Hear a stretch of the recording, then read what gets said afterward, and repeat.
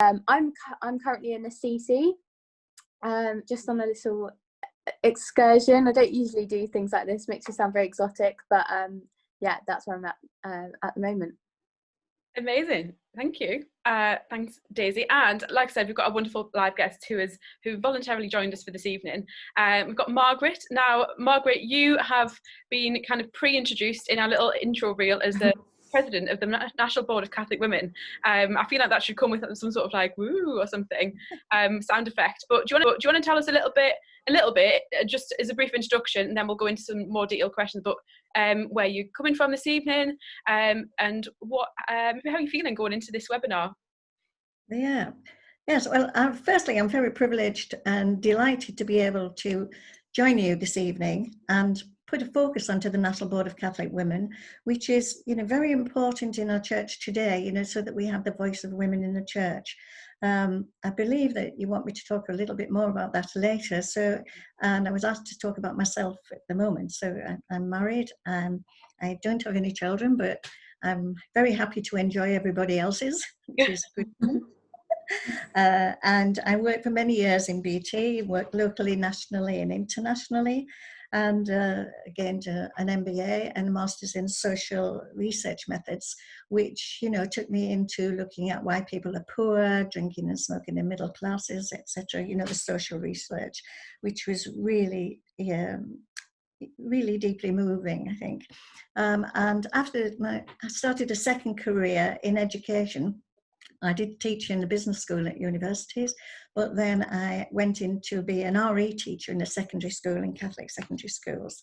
So I found that, very rewarding. And I worked with youth and in youth groups in Girl Guide Association, which followed the ranges like 14 to 25-year-old youth age groups, and also worked voluntary with Bernardos and sexually exploited children on the streets for many, many years. So my work with youth was very rewarding, I should say. But being involved in these activities in my own church as well, I work with the SVP, St. Vincent de Paul. I've shared work with the refugees and with missions, and the missions which, I really shared with my mother from a very, very early age. We brought up with that. But my interest in humanity in both local and global capacity from childhood has highlighted the plight of women and girls for me. And although I never thought of myself as a feminist, I now believe I am, really, working on human rights and women's rights.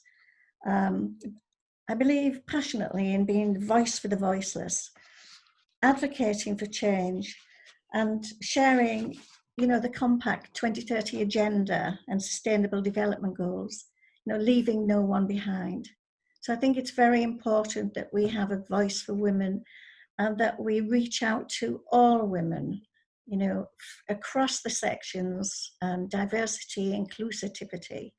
With collaboration with our church, with our ministers, with our laity and with the clergy. So I'm very happy to be here with you and hope we can motivate and encourage you to join. Thank you. Brilliant. Thank you for being here.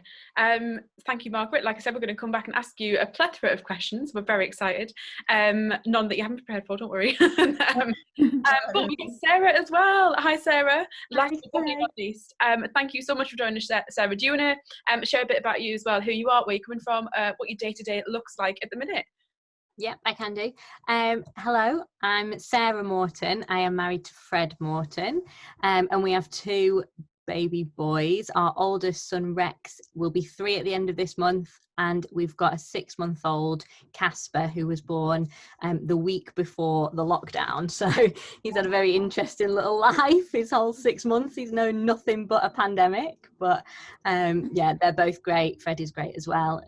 We live in Preston, well, just outside of Preston. Anyone who tells you they live in Preston generally actually lives just outside of Preston. So we live outside of Preston in Lancashire.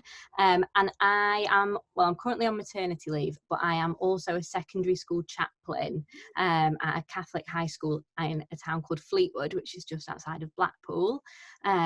Before that, I did a religions and theology degree at the University of Manchester. So my dreams were kind of maybe to go into teaching, but I've kind of segued a bit into secondary school chaplaincy, and I absolutely love it. I love the work there. It's really rewarding, really fulfilling. I really enjoy it, but I will talk about that a bit more later. So amazing. Oh, fab.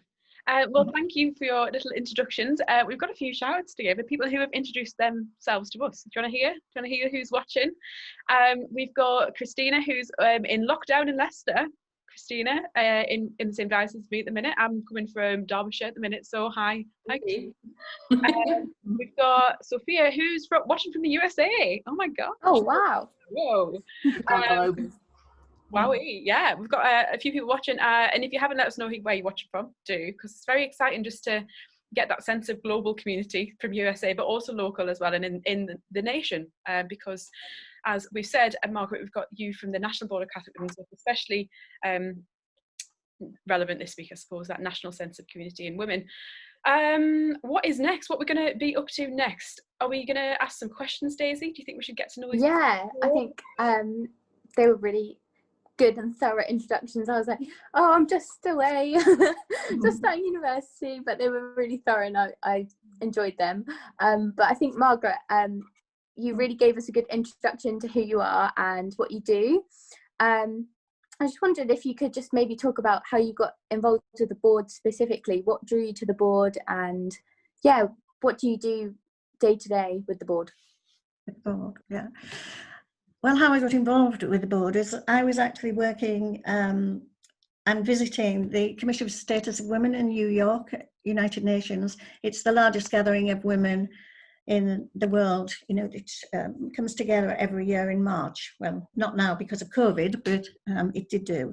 And I was there and I met up with other Catholic women and in the National Board of Catholic Women, and saw the valuable work they were doing and how Catholics need support. You know, we need to support and be united together in solidarity to fight for the rights of the women in our church and our Catholic Church teaching.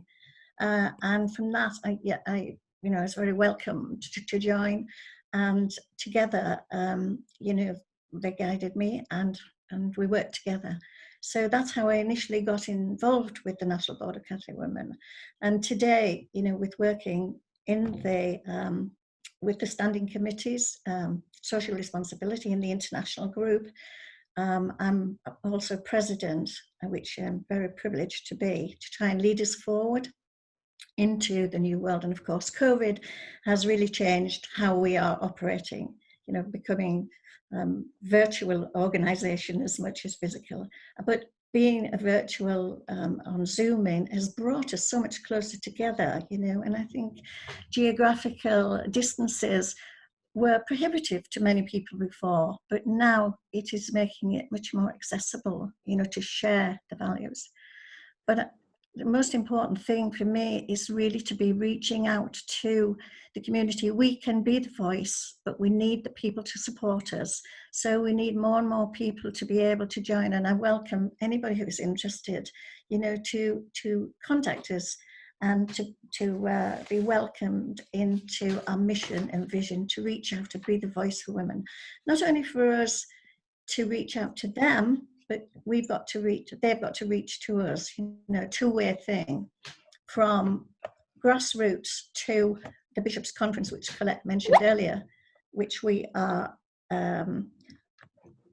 sorry, somebody was just emailing me there, which we are, have consultative status, so we need to feed into the Bishops' Conference what the issues are and what, the concerns are of the women, but every woman at every level. And we also want the women to listen to what the Bishops' Conference is saying to us. That's two-way. That's great. Thank you, Margaret. I was just wondering, so yesterday we were chatting and Naomi and I and Sarah, I think, were all saying that we hadn't really heard of the board before Colette had told us about it. And especially as women who are really involved in our faith, involved in the church. So there's something really exciting for us to hear about, that this is happening. Would you be able to, in maybe just a sentence or two, just sort of describe the structure of of how the board works, if that makes sense. How the board works, yes. So do you want to know how it was formed firstly, or? Yeah. Okay. Well, just to put it in perspective, in 1939, the Cardinal Henley asked the Catholic Women's League, and I think in the Union of Catholic Mothers and the Catholic Girls Association, to work together to coordinate their war effort.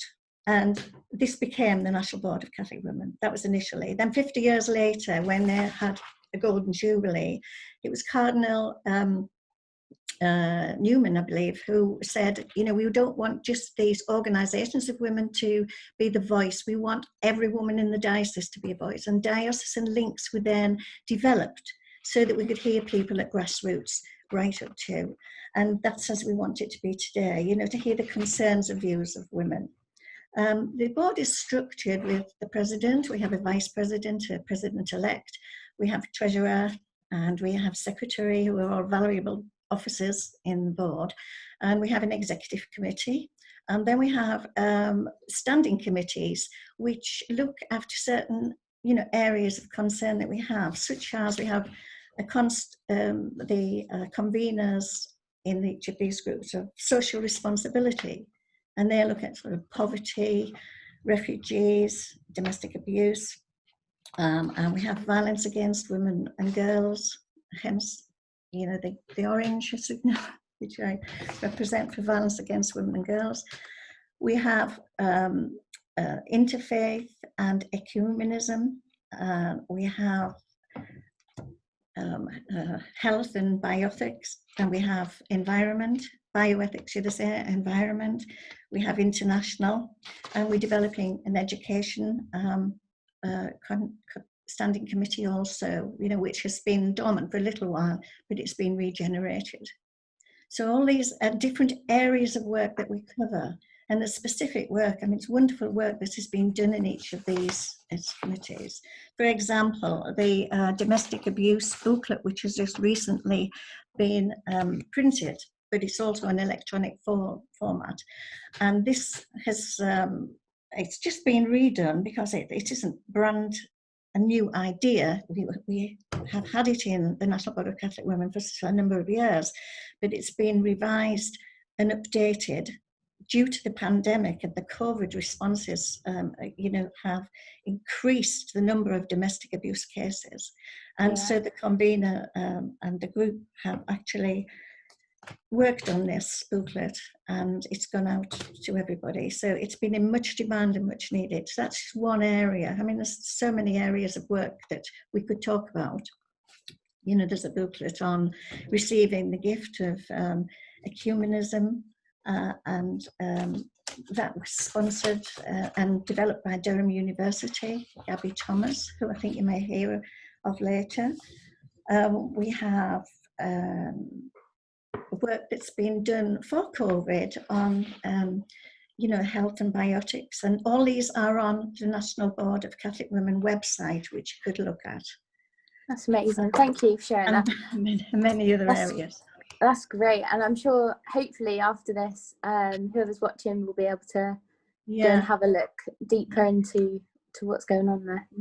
So if I must just say, you were talking of the structure. Now the structure is that they have these, but we have the diocesan links, and we also have member organisations, and they're the ones that are the voices to get down to the grassroots for the two-way communication.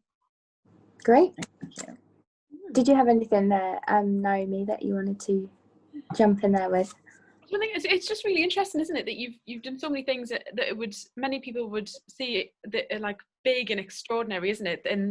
But actually, I'm sure you're just a regular person who goes to the shops, gets food, does things, and I think that's what's really nice about bringing people together on here, is that, Margaret, you're just I don't want to say you're a normal person because we're all extraordinary people, but someone who is made as president of this big movement in the UK, and other people who are maybe watching or watch this back might be thinking, actually, like, that's something I'd like to do as well, and be that involved with things.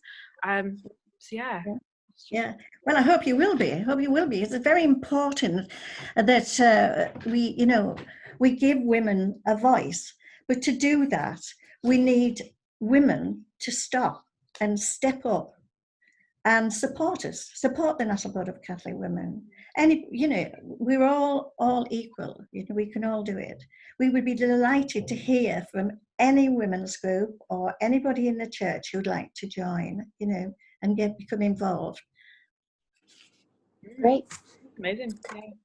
Thank you. Thank you. I think, that was for me one of the things, just before we move to interview Sarah, our next guest, one of the things that excited me when I first found out about the board about 18 months ago, I just thought, wow, like, where has this organisation been, but like, why haven't I heard about it? Kind of combining my interests in women's issues, my Catholic faith, and when you look at its history and how it brought women together at a really pivotal time in our nation's history at the start of World War II, brought Catholic women's organisations together to create a unified war effort, as it were.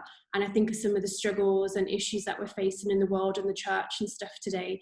It'd be just amazing to see more women step up, organisations connect together to celebrate each other and to kind of get on with the mission in the church, I guess. Yeah. But I think maybe now, because time is ticking on, maybe we could move over and interview Sarah, because she's been very quiet, which makes a change. I want to reintroduce you. I don't know how long I've known you, got to know you through Youth 2000, through our shared love of eyebrows, beauty treatments and makeup products, our love of the Lord and our love of, again, like women's issues and things. I'm just like really excited to have you here. And I just wondered whether you could tell us a bit about your life as a working mum and a disciple of Jesus, and like how all of that fits and works for you. Yeah, so like I said before, I am with two small boys, which is only going to get, things are only going to get busier, more hectic, more chaotic. They keep me on my toes as it is, and one of them can't even move yet. But I also work currently full-time, well, I'm not maternity leave, full-time as a secondary school chaplain, and I've always known that I wanted to be a wife. I've always known that I wanted to be a mother. So many of my friends have been like, "Oh, I think I might be called to the religious life," and I was like, "I'm not. I'm not. I'm gonna have babies." And so I always knew that was what I wanted to do. But alongside that, I really love being a mum. I really love my boys, but I also feel called to be to work as well, to not just any old job. I love my current role as a secondary school chaplain. I said that I thought about becoming a teacher. I just want to be out of the house as well, I think, as kind of a witness to that kind of marriage and family, especially in my role as a chaplain. A lot of that is counselling teenage girls through their horrendous relationships and the decisions and the choices that they're making. And I find that as a young married mother, that actually the impact that I can have as a wife and a mum also in the workplace makes a huge difference, when talking to students and when talking to staff as well, when talking to my colleagues. People are always shocked and amazed to find out that I am married with 2 children. and I think it's really important though that we have these people, just ordinary people, that are really trying to live their life following Catholic teachings, church teachings. I think it's really important. So yeah, that's great. I feel really I was just going to say, it's just so like edifying to hear someone speak about doing both. I think a lot of interactions I've had have just been like one way or the other. Like, I have to be working or I have to be at home with the kids. I can't do both. So it's just really encouraging to hear that, I think. Yeah, I think it's hard. It's not, it's not without sacrifices on both parts. Work maybe don't get all 100% of me all the time, and home maybe doesn't get all 100% of me all the time. But I know that if I was at home all the time, then my boys also wouldn't be getting 100% of me, because I would struggle being at home all the time. So yeah. I think one of the things that you talked about was like the importance of witnessing, like, to your own colleagues and in the world about your vocation and like living what you say, like the church is teaching and things like that. And I feel for me, like, I get a lot of stick, particularly maybe in secular spheres and things like, oh wow, like, you know, you're oppressed by those old men in Rome, you know, and all of this sort of stuff. And I love being a woman in the Catholic Church. I just wondered, what do you love about being a woman in the church? If you've come across any negativity, how do you respond? Or Yeah, constantly coming across negativity, whether it's, you know, people saying that I should be at home with the children all the time, or people saying that it's not fair on the children for me to be in work, or I should be actually, instead of focusing on the children, I should be progressing my career so that I can, I mean, there's no career ladder really in chaplaincy, so I don't know what career ladder people expect me to climb, but I should be like progressing my career. You know, I got my degree, and then people are like, what, you're just going to be a chaplain? It's like, I'm going to be a chaplain and I'm going to enjoy it, and it's going to be the role that I want to do. So what I love most about being a Catholic woman is that I can do both. You know, I feel like I can work, and I'm very fortunate to be able to be paid to kind of be myself and talk about my faith, and just talk with young people and talk with my colleagues about my faith and that kind of belief in Jesus, but also that I can be a mum. I'm not encouraged to put it on hold and climb a career ladder first, that I am actually able to have children, and I'm encouraged to be a family and have a family alongside working. I do find that is the case in the church, because we're encouraged to, you know, once we're married, have a family if you can, and we've been very blessed with our 2 boys, so I feel like the fullness of that I find in the Catholic Church. I can do both. I can have it all, as they say. I can work and have a family, because I don't have to put one on hold for the other, because I'm not trying to, you know, rush to the top of a career ladder or pop 10 children out. I can balance both. I can embrace it all. So does that make sense? I don't know if that makes sense. Definitely.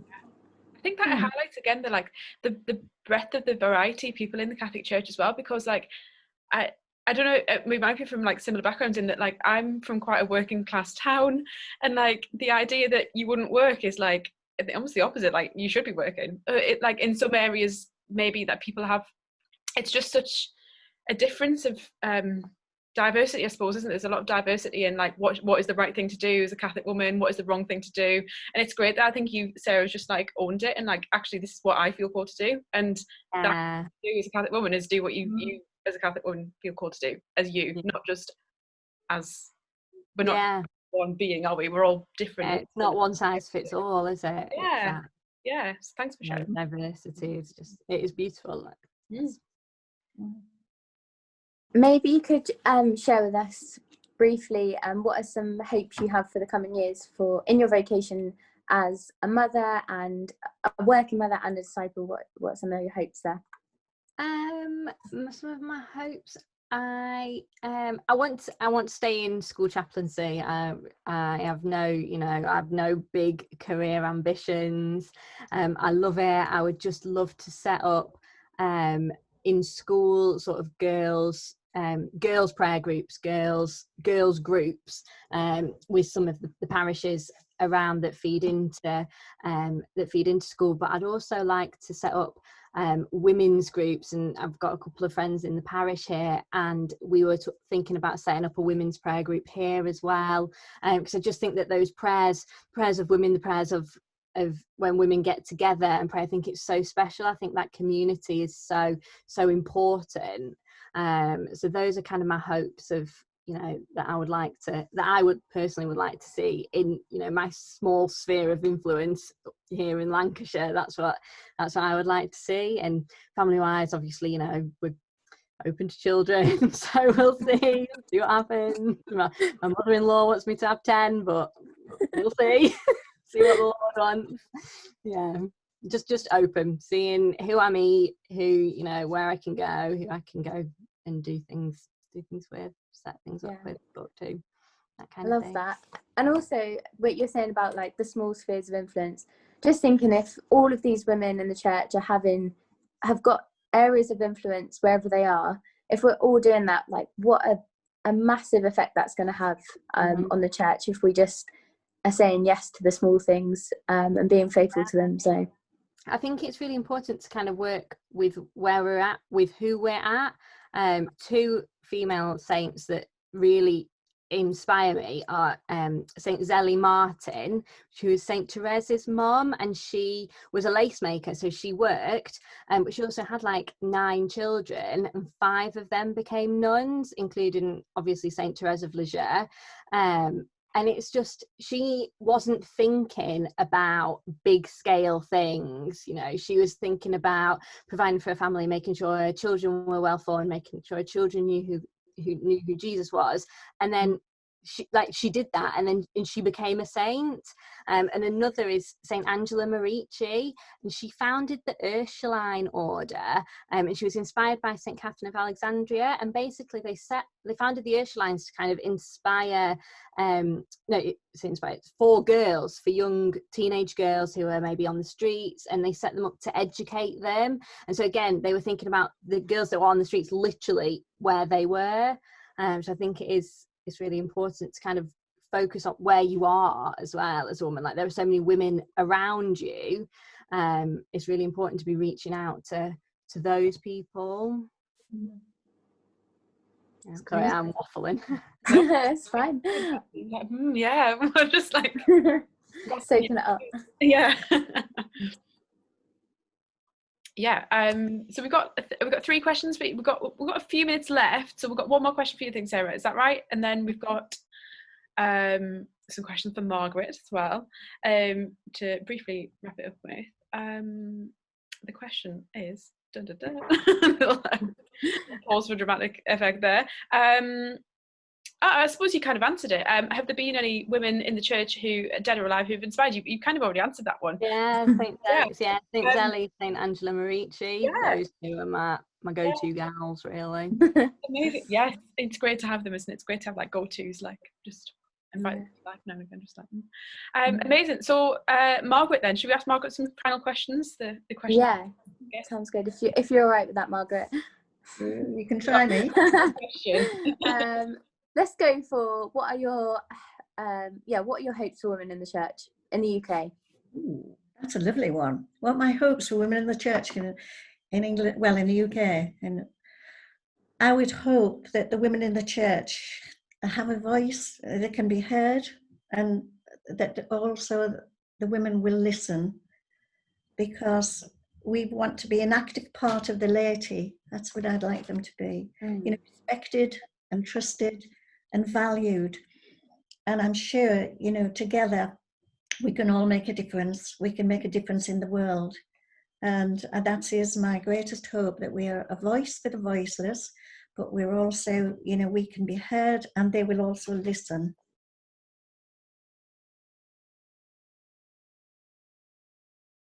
So hello, girls. I'm here to invite you to join me, to join in worship with me on this beautiful day that the Lord made for us. And as you're having your webinar, I want to invite you. Get comfortable. I don't know if you're comfortable already, but to just raise your voice wherever you are. Even though we might not be in the same place, I want to still invite you to raise your voice and raise your heart and raise your worship to Jesus today. No matter how you do it, just raise that worship to the Lord today.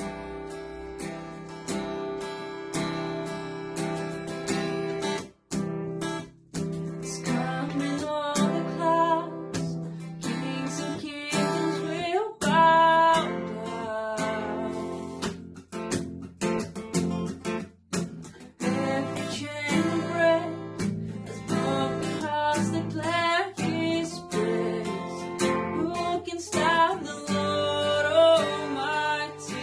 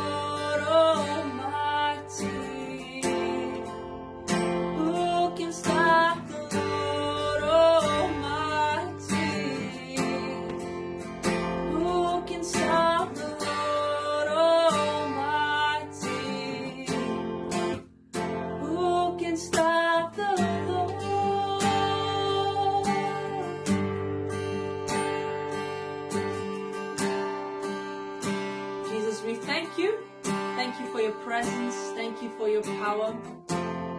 For no one can stop you in our lives. No one can stop, Jesus, the work that you do and that you are doing in each one of our lives. And for that we praise you and we bless you. Who can stop the Lord Almighty?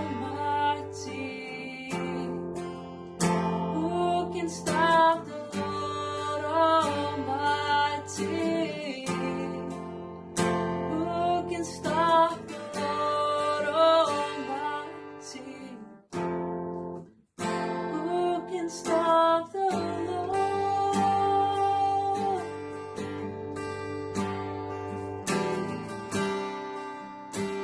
Amen.